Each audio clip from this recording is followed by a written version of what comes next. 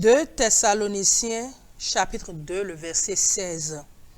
Dieu notre Père nous a aimés et il nous a donné gratuitement un encouragement qui dure toujours et une espérance solide. Le verset suivant, 17, ici Paul nous fait une reformulation de prière. Nous lui demandons à Dieu ainsi qu'à notre Seigneur Jésus-Christ lui-même de remplir vos cœurs de courage, qu'il vous donne de la force de faire toujours le bien en acte et en parole. Que le Seigneur bénisse sa parole. Amen. Chers téléspectateurs, ici, dans la lettre aux Thessaloniciens, l'apôtre Paul a dit ici que le Père, notre Seigneur Jésus-Christ, nous a donné gratuitement un encouragement qui dure toujours et une solide espérance.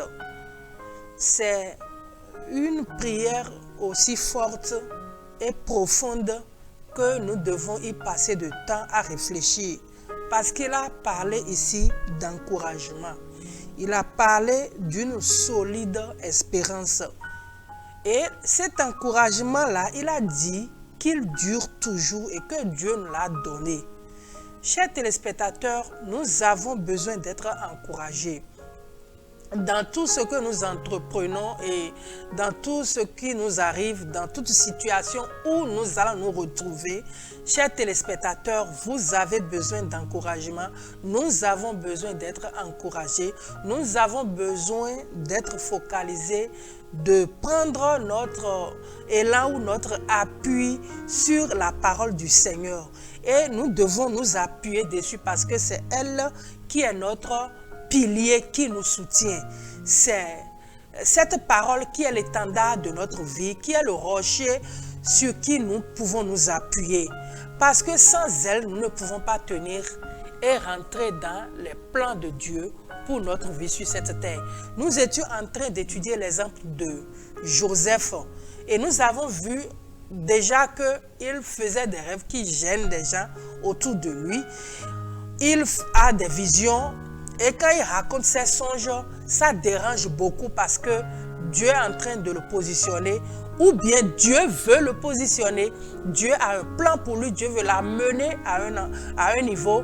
Il est une étoile dans la main de Dieu et ça gêne déjà. Nous n'allons pas aller jusqu'à dire non, l'ennemi connaît le plan de Dieu, c'est pour cela il vous combat, il vous attaque. Non, c'est donner trop d'importance à l'ennemi, c'est donner trop d'importance à Satan. Chers téléspectateurs, nous n'avons que quelques minutes et nous allons nous focaliser sur le Seigneur. Nous allons nous focaliser sur le plan, le projet de Dieu pour notre vie. Peu importe si Satan sait que Dieu nous a choisi, que nous formons, nous constituons une élite, ou nous sommes une étoile, ou Dieu a un plan merveilleux sur notre vie. Peu importe s'il le sait ou pas. Nous autres, qu'est-ce que nous devons savoir? C'est de comprendre Dieu, d'avoir une perception de lui. C'est-à-dire, nous devons avoir une compréhension, une appréhension, une vision claire de Dieu, de ce que Dieu a pour nous ou de ce que Dieu a prévu pour nous. Si nous rentrons dans ce schéma, si nous comprenons bien que les sens, ce que nous vivons dans le monde, ce qui nous arrive, ou bien les visions, ou les songes, ou bien des rêves, ou bien une prophétie, ou une parole de connaissance que Dieu nous adresse et que Dieu nous a donné une conviction profonde de ces choses, que Dieu, dans sa souveraineté, a voulu que nous comprenions cela et que nous savons cela, nous avons une foi dans ce que nous connaissons de Dieu, de ce que Dieu a dit sur notre vie. Chers téléspectateurs, nous devons tout faire et garder cela et avoir cette foi et avoir maintenant quoi? Une solide espérance qui va soutenir, qui va nous soutenir et qui va soutenir cette foi en nous pour que malgré les difficultés, les adversités, nous soyons inébranlables. C'est aussi important, chers téléspectateurs. notre méditation d'aujourd'hui, c'est de nous amener à comprendre que nous devons avoir une solide espérance. Et n'oubliez pas, parce qu'on nous a dit que l'espérance, c'est cette chose qui soutient notre foi. C'est ce qui nous amène à tenir ferme et que malgré les difficultés, les oppositions, les vents à contre-courant, les flots qui vont se jeter et qui vont peut-être dandiner ou bien faire flotter notre barque au courant de l'eau, c'est la foi est cette chose qui nous maintient, c'est l'encre que nous avons jetée dans l'eau et qui soutient notre barque et que malgré que notre barque vacille à gauche et à droite, nous savons qu'elle ne va pas chavirer parce que l'encre est là et qui soutient notre barque, qui soutient notre marche, qui soutient notre foi, notre détermination, notre compréhension, notre vision que nous avons de Dieu, de son plan qu'il a tracé pour nous. Chers téléspectateurs, nous devons tout faire pour y parvenir, arriver à ce niveau. Joseph, en son temps, il a été vendu comme esclave, nous l'avons déjà vu, mais il s'est retrouvé dans la maison de Potiphar. Et la grâce de Dieu étant sur lui parce que Dieu a sa main dans sa vie, Dieu a un plan. Sa destinée est dans les mains de Dieu. Chers téléspectateurs, nous allons vous dire que si Dieu a un plan pour nous et que même si Dieu est souverain et que Dieu est tout-puissant, sachez que l'accomplissement de notre destinée dépend de nous également. La toute-puissance de Dieu n'aura rien à faire si nous autres, nous cherchons à quitter la voie de Dieu. Écoutez bien, Joseph en son temps s'est retrouvé dans la maison de Potiphar et comme la grâce de Dieu étant avec lui, tout marchait à tel point que son maître lui faisait tellement confiance et qu'il pouvait prendre les décisions. Mais l'ennemi s'est levé, la femme de Potiphar lui a proposé d'aller au lit avec lui. Mais Joseph a refusé. Et il a dit non, je ne pourrai pas le faire. Je ne pourrai pas commettre ce grand péché devant mon Dieu. Parce que mon maître ne m'a rien interdit dans cette maison, excepté toi. Mais moi, en tant qu'enfant de Dieu, je ne peux pas aller avec toi parce que ce n'était pas dans les plans, les principes, les commandements, les ordonnances, les desseins de mon Dieu. Chers téléspectateurs, pour nous aujourd'hui, et surtout nous, jeunes d'aujourd'hui, nous pouvons dire non, c'est une opportunité, c'est une aubaine, il faut saisir l'opportunité de se retrouver avec la patronne, des choses comme ça que nous nous mettons dans la tête et qui n'a rien à voir avec la parole de Dieu, qui n'a rien à voir avec les plans de Dieu, qui n'a rien à voir avec ce que Dieu veut pour nous. Mais aujourd'hui, nous voulons tout mettre sous le coup de la grâce et nous voulons tout mettre sous le coup de la prospérité et nous sommes là, nous voulons saisir toutes les opportunités, nous voulons saisir toutes les occasions, nous voulons être celui-là qui maîtrise le développement personnel, qui doit savoir comment saisir les opportunités de la vie. Chers téléspectateurs, oui, opportunité dans opportunité, opportunité contre opportunité. Nous n'allons pas accepter les opportunités que l'ennemi nous présente au détriment du plan de Dieu pour notre vie. L'opportunité qui s'offre à vous, l'opportunité qui se présente à vous, et qu'on vous propose des choses, des sacrifices, le cesse, et j'en passe tout le reste, et puis même étant chrétien, ayant la Bible dans la main, nous acceptons ces compromis. Chers téléspectateurs, toute opportunité que le monde va nous présenter, que les hommes vont nous présenter, surtout dans nos épreuves, surtout dans les moments de douleur, nous devons toujours ramener ça à la parole de Dieu. Nous devons ramener ça à la lumière des Écritures et voir si ça cadre avec la parole de Dieu. C'est pour cela que nous devons méditer la parole de Dieu. C'est pour cela que nous devons lire la Bible. C'est pour cela que nous devons avoir une intimité profonde avec Christ, avec sa parole. Et cela va nous faire grandir. Ici, nous voyons que Joseph, étant esclave, connaissait les lois de son Dieu, respectait les principes de son Dieu. Il n'a pas accepté. Il a dit non. Il a dit au verset 9 du chapitre 39, dans cette maison, il n'a pas plus de pouvoir que moi. Il parlait bien sûr de son maître.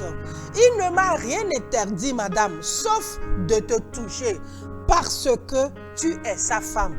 Alors, comment est-ce que je peux faire un acte aussi grave et péché contre mon Dieu. Voyez-vous la détermination, la constance de Joseph. Parce que quoi? Il a une perception de son Dieu. Il a une vision claire de son Dieu. Il sait qui est son Dieu. Il sait que malgré qu'il est esclave dans un pays étranger, cela ne veut pas dire que la présence de Dieu n'est pas avec lui. Il sait que son Dieu est avec lui et que son Dieu a un plan pour lui et que sa destinée doit s'accomplir. Chers téléspectateurs, surtout vous jeunes, faisons attention. N'acceptons pas des compromis sous prétexte que oui, c'est des opportunités, nous ne devons pas rater, c'est le jour de notre visitation. Faux. Il n'y a pas de jour de visitation qui soit contraire à la parole de Dieu. Ça, ce n'est pas Dieu. Il n'y a pas de jour de visitation, il n'y a pas d'opportunité que Dieu va nous présenter qui ira, qui soit à l'encontre de sa parole. Non, faux et faux, chers téléspectateurs. Nous devons nous retrouver, nous mirer encore une fois dans la parole de Dieu et chercher ce que le Seigneur veut pour nous clairement. Nous étions en train de vous dire plus haut, même si Dieu a, malgré sa toute-puissance et sa souveraineté, nous a tracé un chemin pour notre destinée, si nous n'y travaillons pas, si nous ne travaillons pas sur ce chemin pour rentrer dans notre destinée et que nous vacillons à gauche et que nous nous détournons à droite, chers téléspectateurs, nous n'allons pas accomplir le plan que Dieu a tracé pour nous sur cette terre. Joseph, avec cette proposition de Potiphar, pouvait quitter le chemin du Seigneur. Mais il a dit non. Alors qu'il n'y avait rien qui se pointait encore à l'horizon pour lui, il a dit non et on l'a jeté en prison innocemment. Allez lire votre Bible. Dans le livre de Genèse, nous avons commencé depuis le verset 37. Vous pouvez aller jusqu'au verset 40. Vous allez voir un peu comment les choses se sont produites pour Joseph dans ce temps. Mais il a demeuré fidèle à son Dieu. Chers téléspectateurs, c'est cette fidélité que nous vous annonçons aujourd'hui. Nous vous invitons à revoir votre vie, à vous armer de courage, comme on nous a dit, à avoir une espérance solide dans le Seigneur. Et que si vous avez une perception, une vision claire de qui vous êtes et de votre position dans le Seigneur, quelles que soient les propositions que l'ennemi va venir vous miroiter, vous n'allez pas tomber dedans parce que vous avez une vision, vous avez une perception, vous avez une compréhension de qui est Dieu dans votre vie et de ce qu'il a envie de faire pour vous. Chers téléspectateurs, nous devons faire l'effort de tenir, surtout dans les temps de la fin des temps. Excusez-nous cette tautologie, mais nous sommes à une période de la fin des temps. Nous devons faire très attention. Nous allons dire que si vous vous retrouvez dans cette circonstance, revenez à la parole de Dieu. Appuyez-vous sur le Seigneur et demandez à Dieu son plan pour vous, le chemin qu'il a tracé pour votre destinée. Nous prions pour vous. Nous invoquons le ciel, nous invoquons le Seigneur. Nous invoquons notre Dieu qui est assis dans les cieux. Et nous lui demandons d'éclairer votre chemin, d'illuminer les yeux de votre cœur. Comme l'apôtre Paul a prié pour nous, et nous avons vu dans le deuxième livre de Thessaloniciens, chapitre 2, le verset 17, il a dit qu'il demandait au Seigneur Jésus-Christ de remplir vos cœurs de courage. Seigneur, remplis nos cœurs de courage. Nous reformulons les mêmes prières. Que le Seigneur remplisse vos cœurs de courage.